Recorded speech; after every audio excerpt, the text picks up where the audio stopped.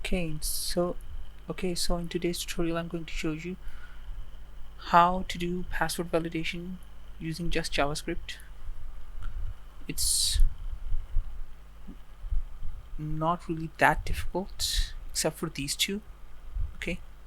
Except for these ones. And if you're wondering how this function is working and how the states are working, we're basically just storing values into our states, and we're storing the error messages here and just displaying them.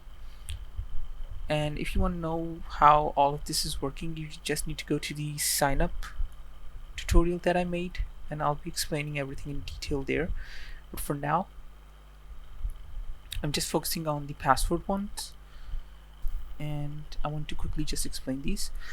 What's happening here is, first I'm checking if the value is less than or equal to 8. Actually no, if it's less than 8, actually let's keep it there. So if it's less than 8, then I want to trigger this. Okay, so right now it's 7, and you can see that password must be longer than 8. I'm going to do 4, and you can see we still have 2 errors. One is that we need an uppercase character,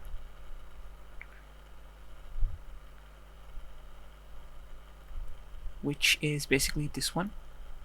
What I'm doing is I'm going through this using the sum, and this returns a true or false as a return. This is just like a loop. Okay, so what's happening here is I'm saying that go through this array, and I'm using a spread operator.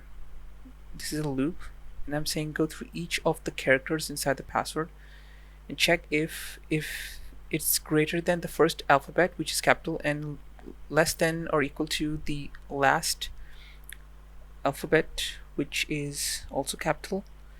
And then if it is not equal to any of these, run this.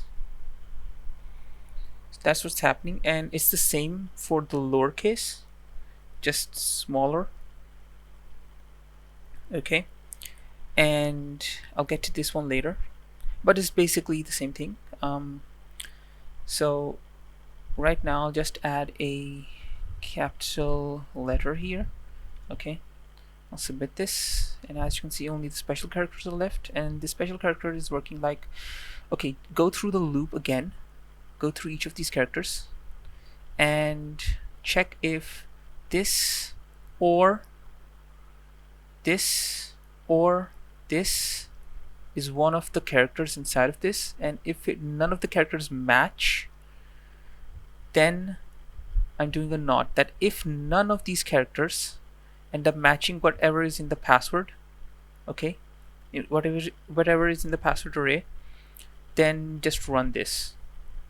Okay, that's what's happening. And I'll just add a character, one of them. I just added an @ symbol. So if I submit this, as you can see, the errors are gone. This is how you do validation for the password using only JavaScript. So I hope you like this tutorial. Like and subscribe, and I'll see you in the next one. Bye.